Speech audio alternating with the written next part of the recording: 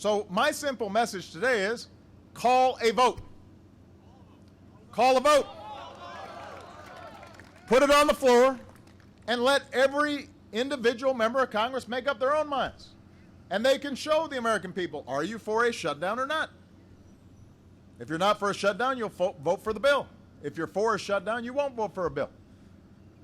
We don't have to twist anybody's arms. But that way, the American people will be clear about who's responsible for the shutdown. Or, alternatively, more hopefully, they'd be clear that this is something that doesn't make sense and we should go ahead and make sure that we're looking out for the American people. It should be that simple.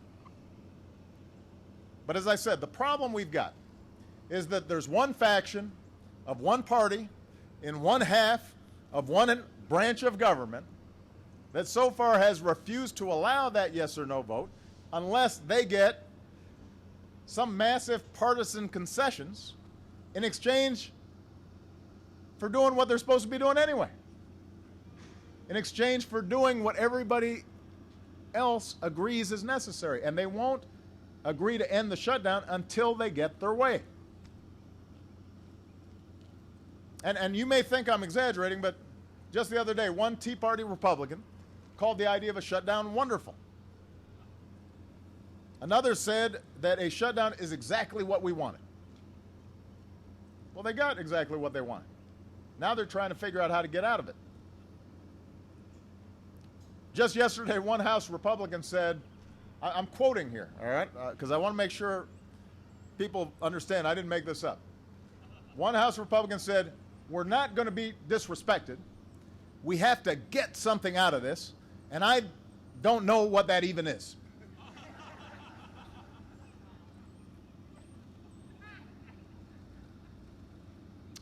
That was a quote.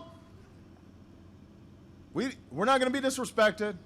We got to get something out of this, and I don't know what that even is.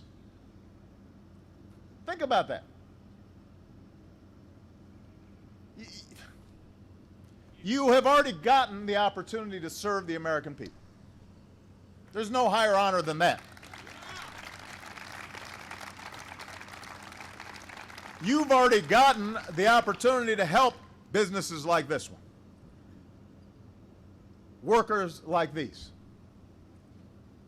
So the American people aren't in the mood to give you a goodie bag to go with it. What you get is our intelligence professionals being back on the job. What you get is our medical researchers back on the job. What you get are little kids back into Head Start. What you get are our national parks and monuments open again.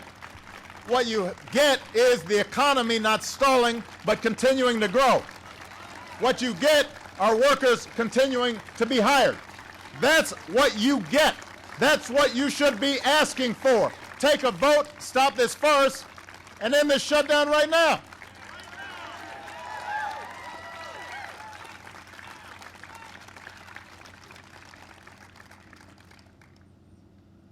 If you're being disrespected, it's because of that attitude you got. That you deserve to get something for doing your job. Everybody here just does their job, right? You don't, if you're working here and in the middle of the day you just stopped and said, you know what, I want to get something, but I don't know exactly what I'm going to get, but I'm just going to stop working until I get something, and I'm going to shut down the whole plant until I get something. You'd get fired. Right? Because the deal is you've already gotten hired, you've got a job, you're getting a paycheck, and so you also are getting the pride of doing a good job and contributing to a business and looking out for your fellow workers. That's what you're getting. Well, it shouldn't be any different for a member of Congress. Now, unlike past shutdowns, I want to make sure everybody understands this, because again, sometimes the tendency is to say, well, both sides are at fault. This one has nothing to do with deficits or spending or budgets. Our deficits are falling at the fastest pace in 60 years. We've cut the deficits in half since I took office.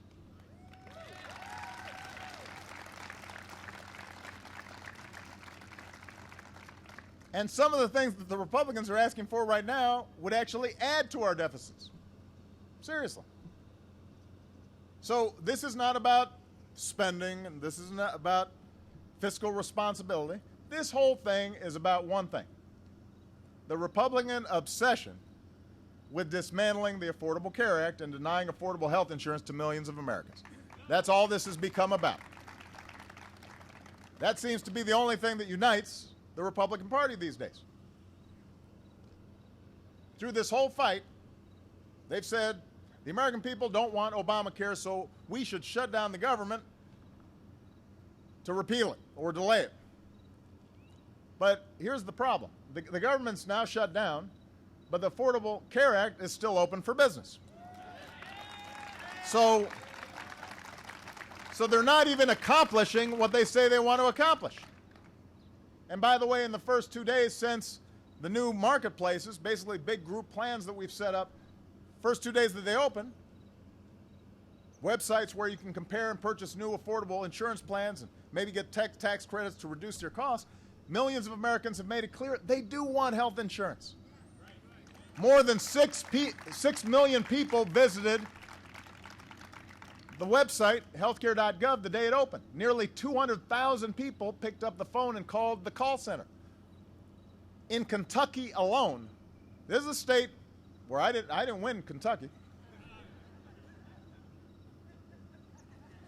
So I know they weren't doing it for me. In Kentucky, nearly 11,000 people applied for new insurance plans in the first 2 days, just in one state, Kentucky. And many Americans are finding out when they go on the website that they'll save a lot of money or get health insurance for the first time. So I would think that if in fact this was going to be such a disaster that the Republicans say it's going to be, that it was going to be so unpopular, they wouldn't have to shut down the government. They could wait. Nobody'd show any interest. There'd be like 2 people on the website, and everybody would then vote for candidates who want to repeal it. It's not as if Republicans haven't had a chance to debate the health care law. It passed the House of Representatives. It passed the Senate. The Supreme Court ruled it constitutional. You remember all this. Last November, voters rejected the presidential candidate that ran on a platform to repeal it. So the Affordable Care Act has gone through every single democratic process, all 3 branches of government. It's the law of the land. It's here to stay. I've said to Republicans, if there are specific things you think can improve the law to make it even better for people as opposed to just gutting it and leaving 25 million people without health insurance, I'm happy to talk to you about that. But a Republican shutdown won't change the fact that millions of people need health insurance and that the Affordable Care Act is being implemented. The shutdown does not change that. All the shutdown is doing is making it harder for ordinary Americans to get by and harder for businesses to create jobs at a time when our economy is just starting to gain traction again. You've heard Republicans say that Obamacare will hurt the economy, but the economy has been growing and creating jobs. The single greatest threat to our economy and to our businesses, like this one, is not the Affordable Care Act. It's the unwillingness of Republicans in Congress to stop refighting a settled election or making the demands that have nothing to do with the budget. They need to move on to the actual business of governing. That's what will help the economy. That's what will grow the economy. That's what will put people back to work.